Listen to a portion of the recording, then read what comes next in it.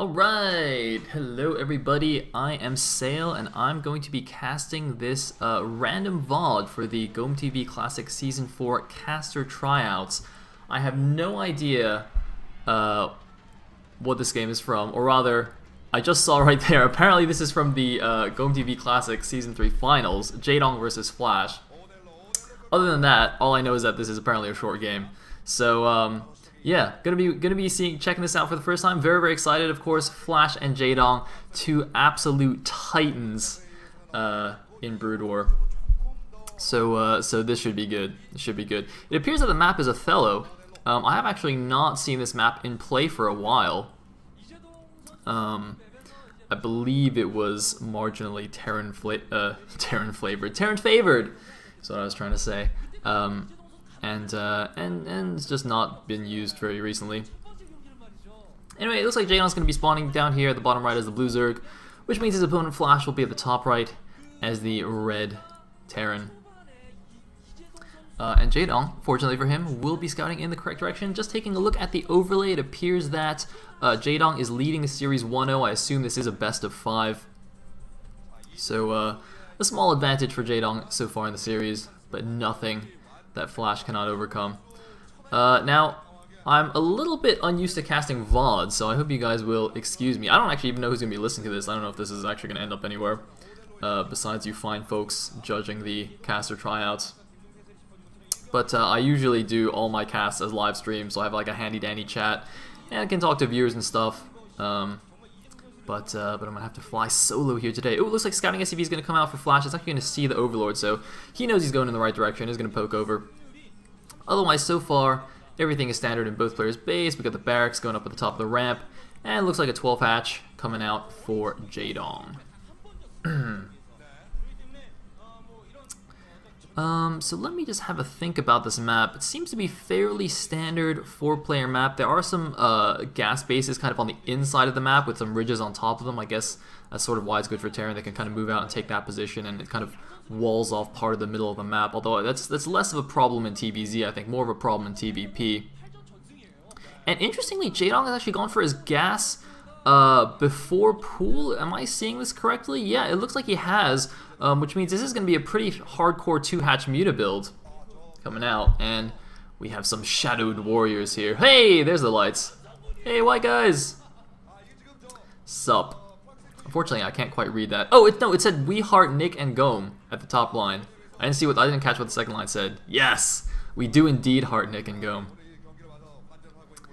I actually wonder if Tasteless casted this game. Might go and check that out later. Anyway, we have a 1-hatch expand here from Flash. He is not at all intimidated by the 2-hatch Muta. Note that there is kind of a high ground cliff going around the back of the natural on this map, which will make Muta Harass very, very effective at the natural expansion. However, that little bit of high ground is also accessible from the main base, so Flash will be able to build some turrets up there or just put some kind of spotting building up there to give himself vision on the high ground. Although looking at that quick shot they just gave there, it looks like part of that is like cut off, so it's not completely accessible. You can't walk all the way around, kind of like you can on Andromeda. Maybe this is just an updated version of the map or something. Anyway, second rack's coming up as well for Flash, very, very standard. Or I should say, I think that was standard for the time. Nowadays, we actually oftentimes see gas straight after the first barracks, going into, you know, fast +1 attack and then 4 or 5 racks. That's a very popular strategy nowadays. But I think when this game was played, which was, I guess, you know, 2010-ish, a few years ago, it was much more standard to do this and go for the 2 racks into Academy follow-up after the 1 barracks expand build. In the meantime, a few Zerglings are out for Jaedong. He has killed the Scouting SCV. 1 Zergling just poking over. Gonna see the Command Center finishing up right now. Looks like a couple SCVs slightly too early in the transfer there, but Flash fixes that right away as you would expect. And looks like there is the Spire for Jaedong. It appears that he morphed the lair in the natural.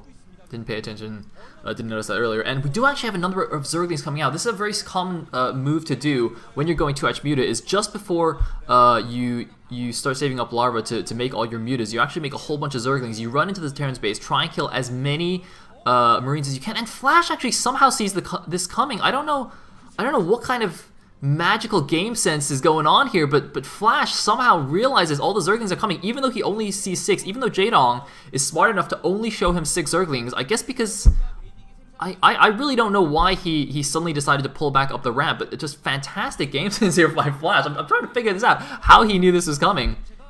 Maybe he just didn't quite feel safe, but he's got a Fire Bat and a Medic now, which should make that force a lot more potent. Presumably Stim is done as well.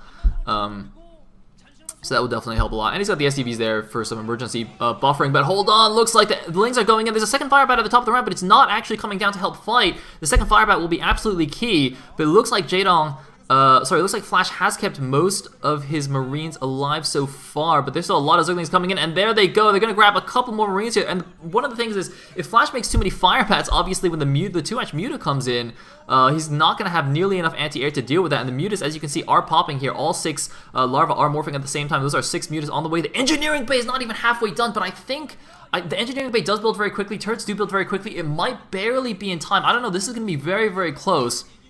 He's going to need a lot of turrets to help hold this off, because the whole point of 2-hatch Muta is that you hit before the Terran's range upgrade for the Marines is done. So Flash should have Stim upgrade by the time this hits, but he won't have range, which means the Mutas will be really, really effective against his Marines, and he really is going to need some turrets to help hold this off. It looks like Flash is actually going to move out on the map to try and draw the Mutas away from his base. I don't know if this is the greatest decision, because there are still a lot of Lings on the map, and he doesn't have that big of a force. I think this could be a suicide mission if he goes too far. Yeah, he's just going to come back now. He didn't go too far, but oh man, this looks like Jaedong decides he's just going to go for it, just committing to the attack there, but it looks like he didn't quite have enough firepower to take down those Marines. But now he's going in with the Lings, and this is what I was talking about. The Fire Bats need to take care of the Lings. The Marines need to stay alive to deal with the Mutas, and Flash holds again. A nice attempt by Jaedong. Looks like Jaedong's lost all his Lings. He's going to have to fall back to just doing some nice Muta micro to pick off what he can. Note that his drone count is very, very low because he's made a lot of Zerglings, and after that he's produced basically as many Mutas as his gas and minerals will allow. So he is pretty committed to doing some damage here. I don't see any drone going out to take an additional base, a third base for him. I don't even see an additional hatchery in the main. It's looking almost like he's going all in with this 2-hatch Muta build.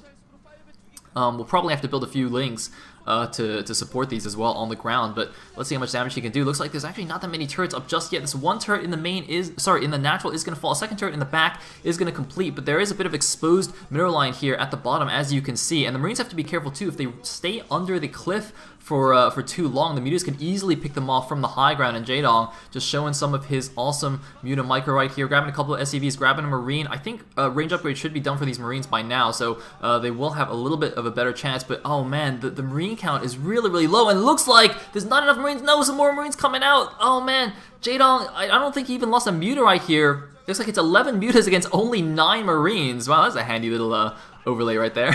And oh man, Jaedong just going straight for it. Not nearly enough stuff left for Flash. Jaedong's Muta micro just proving to be a little bit too strong, despite Flash really showing good game sense and not losing too many Marines to those initial Lings. Just not quite able to hold off the stellar Muta micro. And oh man, he didn't even have any turrets protecting his barracks. That's quite a fundamental mistake. I don't know if that's so much a mistake on Flash's part as it is he just couldn't afford it. And GG from Flash. Jaedong takes the second game in this series in convincing fashion with the Muta micro. And it looks like the VOD will cut off straight away. We won't get to see the happy face of Jaedong and the sad face of Flash, although they're both pretty stoic. But yeah, I guess that is it for this tryout video. I hope you guys enjoy that. And I guess I hope you guys select me to cast the GOM TV Classic Season 4. And thank you guys very, very much for hosting another Brood War tournament, by the way. That is amazing. Even if I'm not chosen to cast it, I am so happy that you've done that. So yeah, see you guys later.